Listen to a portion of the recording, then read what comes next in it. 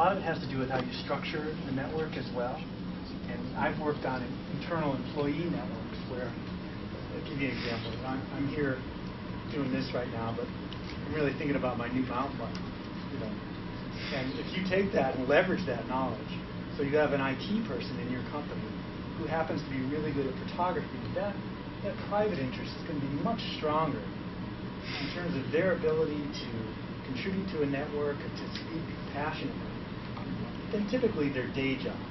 But you can make a mixture of the two at work so that your IT people who happen to be interested in photography are helping the marketing people, the HR people who are doing HR things during the day, but are really upset about the way some of their technology works, are really, sometimes, really, really good at commenting and troubleshooting IT problems. Try to bring in the hobbies, if you will, the hobbies are all about crowdsourcing, to the workplace.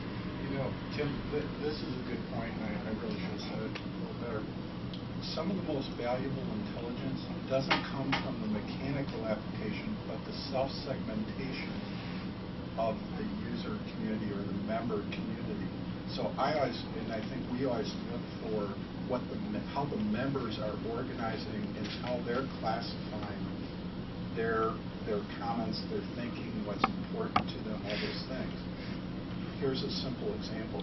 If we say, tell me what you think, and then we try to run technology against that on a sentiment analysis or semantic or whatever, that's mechanical. It gets you to a certain place. But if we say, do you approve of a choice if so why? Do you disapprove if so why? Do you have any other comments that would make the choice better if approved? Do you have any other comments? Look what we've done. We've self-segmented. We've enabled the audience to self-segment and organize itself. See? And that has a lot of value. They're going to get it right more often than the mechanical, technical response is going to get it. Who would volunteer for something they're bad at? So in Mike's world, you don't get people that are willing to sort of lay down their code for all the world to see because they're bad at it. They're really good at it.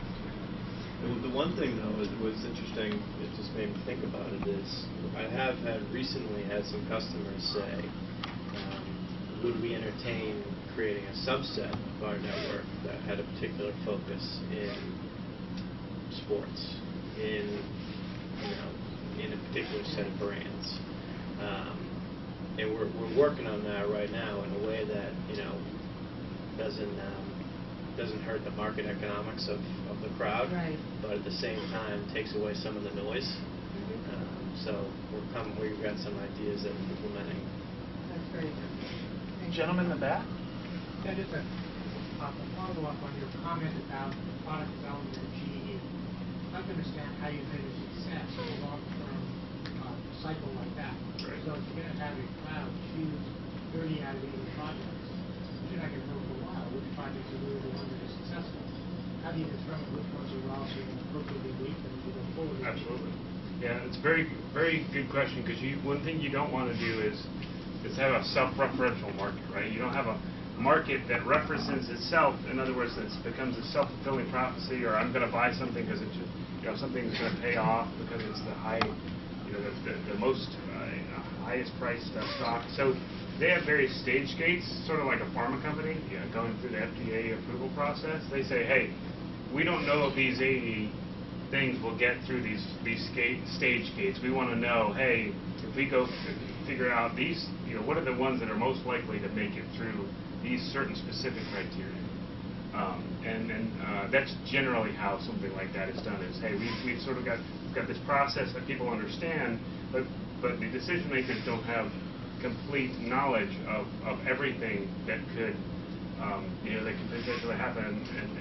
And in several instances, it's been due to the fact that typically the people who create project schedules is PMO, the project folks that do this. But when you have a prediction market, your costs for people to participate are way lower, so you have a lot of people. So you can now have contractors in there. So a lot of times you put in contractors, working for consulting firms or development firms, they'll now be able to say, hey, well, we're the ones that were working on this widget, and there's no way that that's going to be done. Whoever the project manager, he thinks it's going to be, on time, but we know since we're working on it that there's no way it's going to, happen in scope or on budget and things like that. So that's generally, there are a couple other nuances, but that's generally how you do it.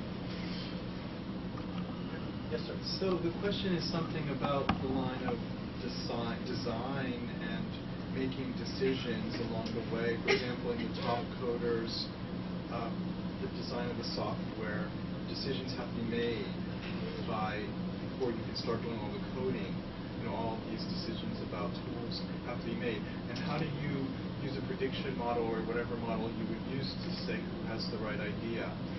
I guess that's part of the question. And then the other one is, once you just described your scenario of the guys in New England who seem to be predominantly playing in the market, most social trends or big amazing cultural products occur totally outside of their world. Right. So how can you, as a big corporate company trying to value hundreds of projects, can you just kind of address this concern that I'm having? I'm not hearing everything that I feel like I need to hear. Are you saying it's concerning because only a pocket of the potential folks are participating? Well, yeah. I realize, I get it that these are all smart guys in the Northeast, and they're reading a lot of stuff, and that's why they think they are going to have good answers and good ways to win in the market.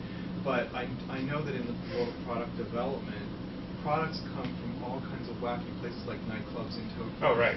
So how's the guy in Boston going to figure that out? Tell GE that, or watch out for that club in Tokyo. I was just over there last week. I don't know. Right. Well, if you have the market, if the guy in Tokyo can get to the market, then he's able to put his opinion in.